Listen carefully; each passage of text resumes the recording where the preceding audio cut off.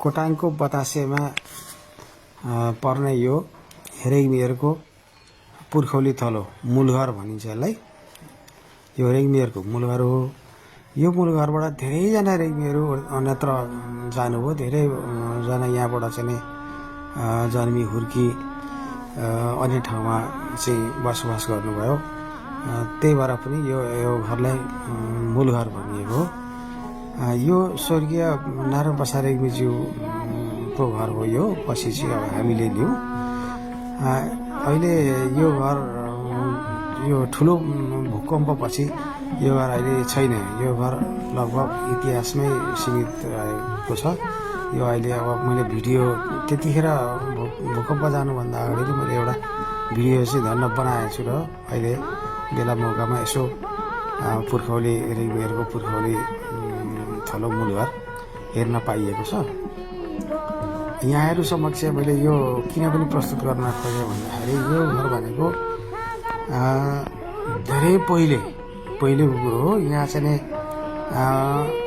वारिपारि छोरम्बु बोवालपात दिनुवा सापतेल वारिपारिका main मान्छेहरू चाहिँ यो दसैँमा भन्दा पनि तिहारमा चाहिँ मुख्यतया तिहारमा जुवातास खेलिन्छ। यहाँ खुब प्रख्यात हुन्थ्यो अरे। यहाँ चाहिँ जुवातास चाहिँ आँगनमा खेलिन्थ्यो अरे। अनि यही घरका नारायण प्रसाद रेग्मीका छोरा ईश्वर रेग्मी, आदरणीय काका ईश्वर रेग्मी हुनुहुन्छ। उहाँले चाहिँ कति सालको कुरो हो त्यो चाहिँ अब मलाई सम्झना भएन। सायद होला 22-25 सालतिर भने जस्तो पनि लाग्छ। हाम्रो काकाले ईश्वर रेग्मी काका, आदरणीय काकाले यहाँ सिनेमा पनि देखाउनु भएको थियो अरे। यहाँ पछाडिपट्टि एउटा टार छ। त्यो टारमा चाहिँ सिनेमा चाहिँ देखाउनु भयो अरे, जेनेरेटर ल्याएर। त्यो अहिलेसम्म पनि यहाँका वारिपारिका बुढापाकाहरूले भन्छन् त्यहाँ चाहिँ ईश्वर रेग्मी भनेर चाहिँ सिनेमा देखाएको घरको हो, तपाईँ त्यही घर हो भनेर भन्छन्। सोच्छन् अझै पनि। यहाँ चाहिँ जुवा तास खेल्ने पनि गरिन्थ्यो अरे पहिले। यहाँ भेला हुने रमाइलो गर्ने ठाउँ। मूलघरका दाजुभाइहरू मूलघरमा दाजुभाइहरू चाहिँ सब भेला हुने रमाइलो गर्ने। अनि यतापट्टि चाहिँ यो साइडमा मतान थियो। अहिले चाहिँ मतान छैन, सानो छ। यहाँनिर हामीले गएका छौँ र यसो सानो यस्तो गाईहरू पाल्ने बनाएको छौँ।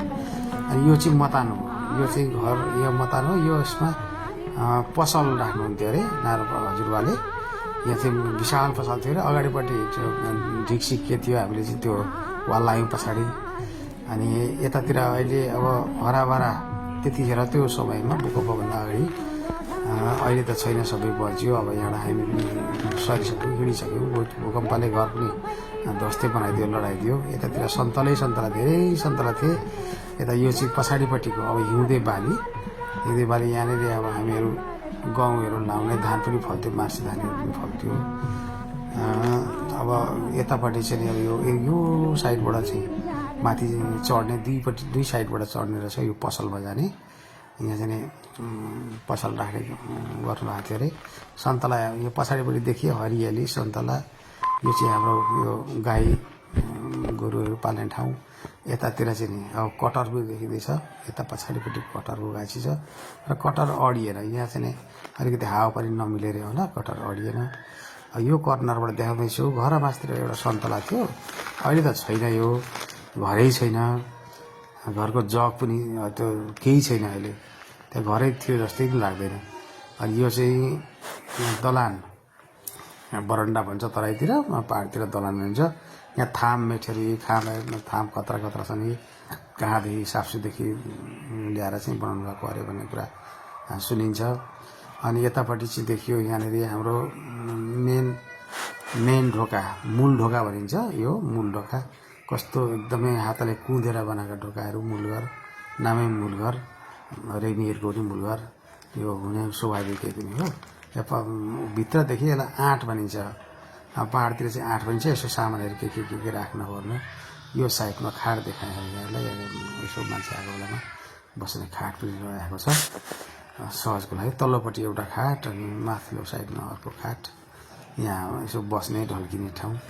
अब यहाँहरूलाई मैले भित्र देखाएँ। यो भित्री भाग यो आँट भयो। त्यहाँनिर तल एउटा थाम छ। यो थाममा चाहिँ ठुला ठेकीमा चाहिँ घर चाहिँ मोही पार्ने चलन थियो अरे। मेरै पालामा पनि मैले पनि पारेँ मोही।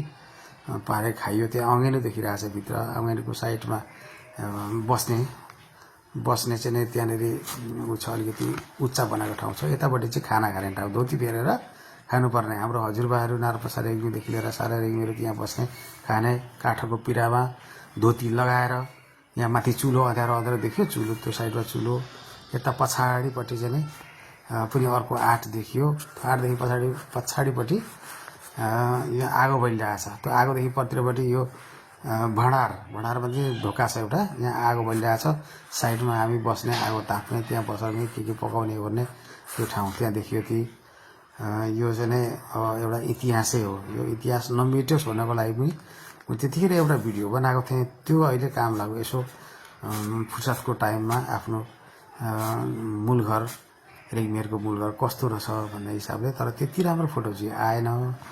त्यतिखेर सायद हामीसँग राम्रो क्यामेरावाला चाहिँ मोबाइल पनि थिएन क्या र, त्यही भएर पनि मैले यो यतिसम्म चाहिँ खिचेँ। यो भनेको माथि चढ्ने सिँढी, यो भर्याङ भन्छ होला, काठको भर्याङ।